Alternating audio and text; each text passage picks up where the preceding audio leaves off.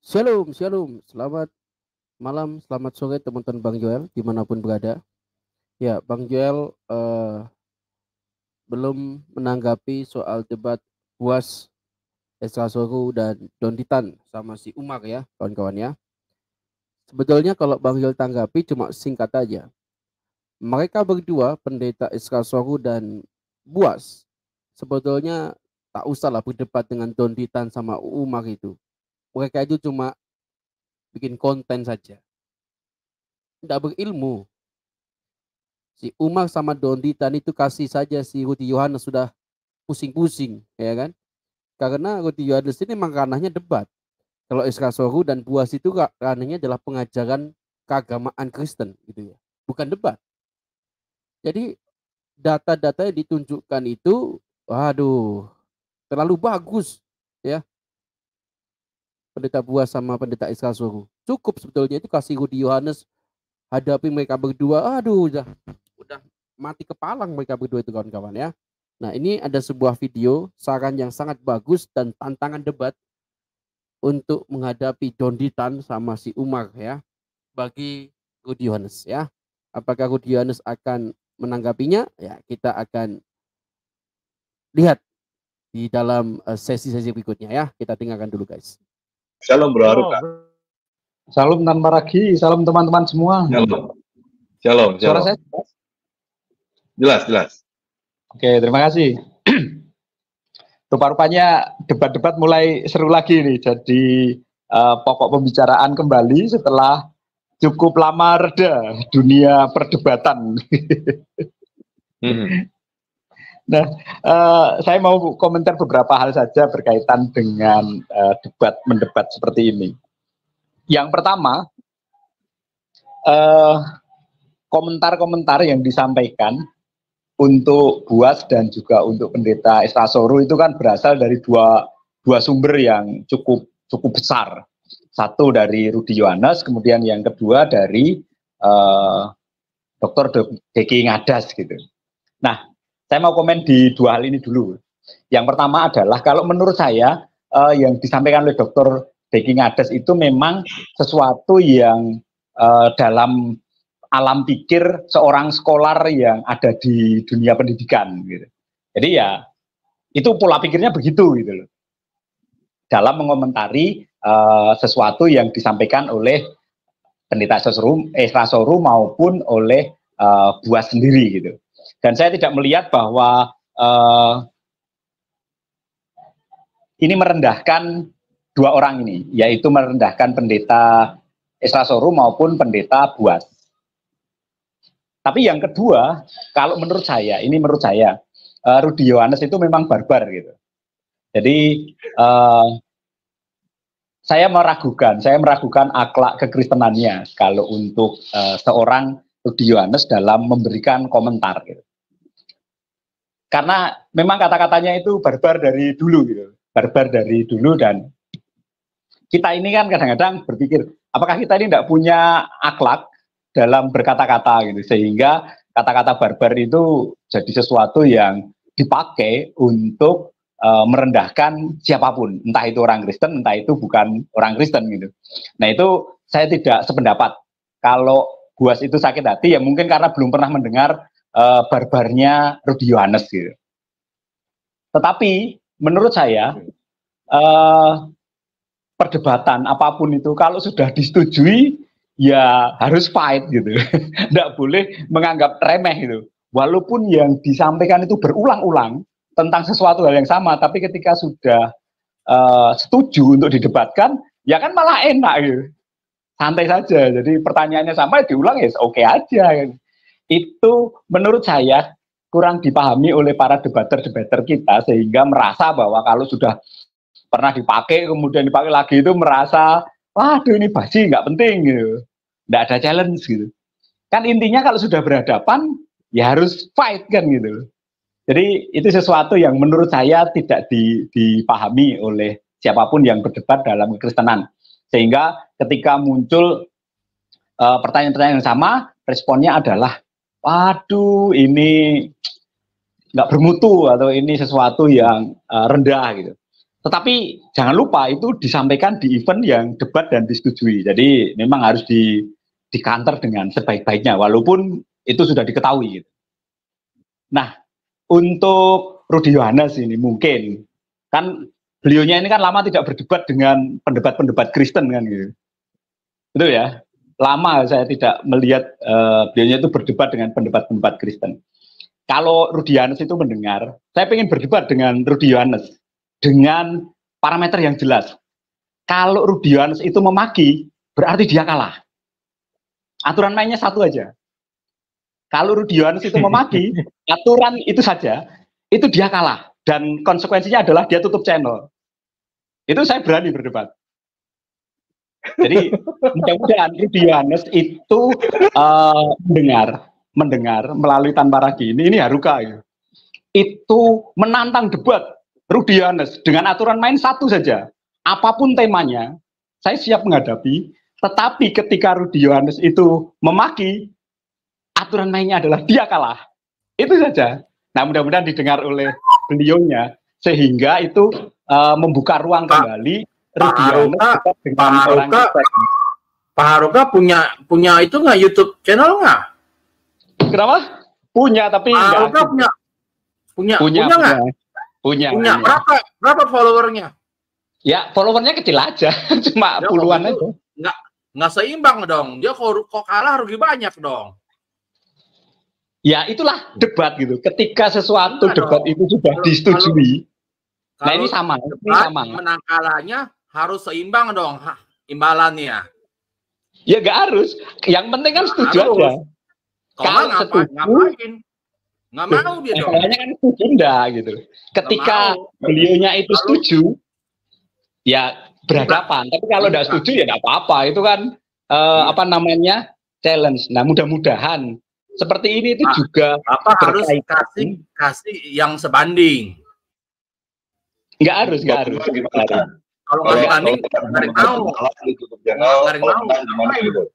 Ya enggak apa-apa.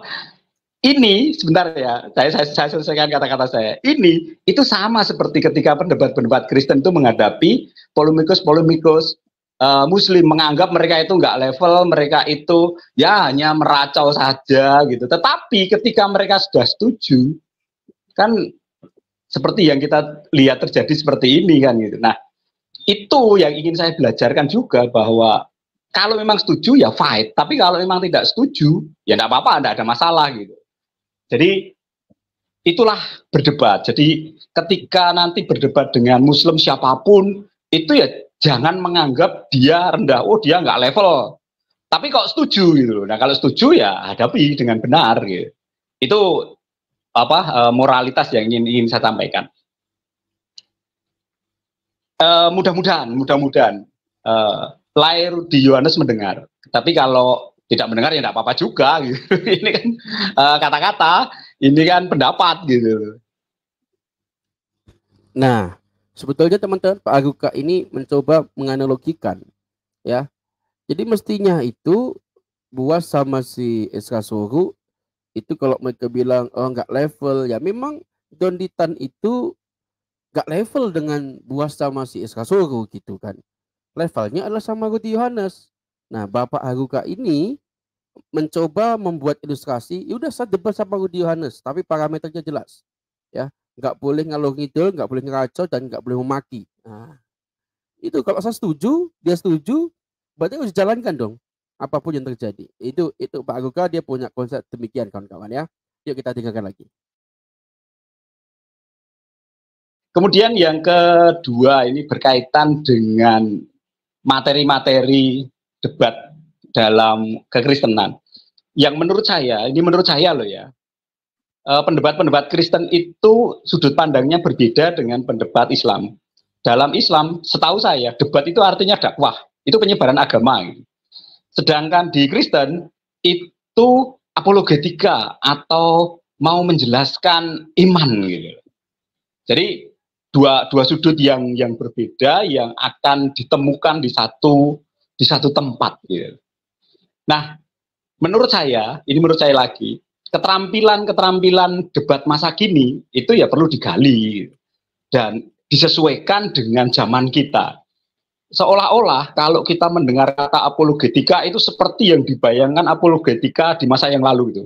Tapi apakah itu sesuai di masa kita, di tantangan hidup zaman kita sekarang ini dengan pola-pola yang tertentu? Kalau itu sama, menurut saya berarti tidak ada kemajuan dalam pemikiran, tidak ada kemajuan dalam pendekatan, tidak ada kemajuan dalam menyesuaikan bahwa kita ini hidup di zaman yang seperti ini, gitu. Sehingga hanya memakai ilmu-ilmu yang lama yang sebenarnya itu pun juga ditemukan oleh orang-orang yang pada zaman dahulu itu efektif. Nah, menurut saya kalau debat dengan Islam itu formatnya seharusnya sama seperti Kiai Sadra, Kiai Tunggul Wulung. Gitu. Kalau kalah, keluar dari agamanya. Itu kan yang dilakukan oleh Kiai Sadra kan? Dihadapi berhari-hari, 2 hari, 3 hari, satu pesantren dikalahkan jadi Kristen kan gitu. Itu sejarah kan begitu. Dan itu dalam pembelajaran ilmu apologetika kan, waduh, tidak ada itu. Padahal itu pendekatan yang ada di Indonesia dan menghasilkan ribuan orang percaya di Indonesia. Gitu. Jadi mungkin keilmuan-keilmuan yang memang lokal Indonesia yang pernah disampaikan oleh orang-orang pendahulu-pendahulu kita, penginjil-penginjil kita di masa yang lalu, itu mungkin perlu dipelajari, tidak melulu ilmu barat gitu, yang kita sebut sebagai apologetika. Kemudian kalau dibaca sumber-sumbernya itu berasal dari buku-buku, pendapat-pendapat dari barat. Gitu. Nah, mungkin itu jadi pola yang menarik untuk diikuti, gitu. Karena pernah ada contoh Kiai Sadra, Kiai Tunggul Wulung. Kalau debat itu memperdebatkan iman dengan keyakinan, kalau lu kalah, ya keluar dari Islam. Kalau saya yang kalah, ya saya keluar dari Kristen. Itu baru level kearifan lokal yang pernah dicontohkan oleh para leluhur kita di Indonesia. Itu menurut saya loh ya, tapi ya orang kan punya pendapat kan beda-beda.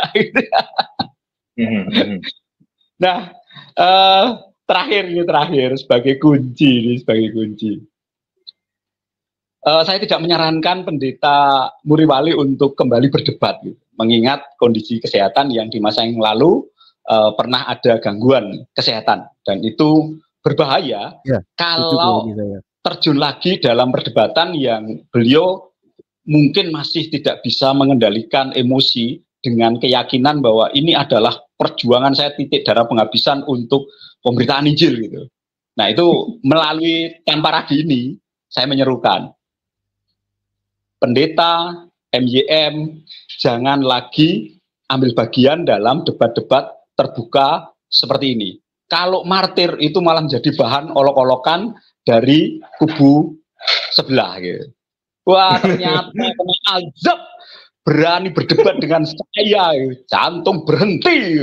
Itu kan gawat gitu, karena itu sesuatu yang mungkin perlu dipertimbangkan karena beliaunya kelihatannya mulai semangat lagi nih, ayo kita debat aja, bukannya saya takut, tapi saya sebagai penonton yang saya lihat di video-videonya itu kan masih ada rasa-rasa bahasa-bahasa tubuh yang emosional gitu, kemudian merasa ter-challenge sebagai orang yang direndahkan dengan keilmuan yang tinggi. Nah itu menurut saya ini saya serukan melalui tanpa ragu. Siapa tahu didengar oleh beliaunya untuk ya sudah jangan masuk lagi nanti jadi bahan untuk wah kena azab kan repot itu.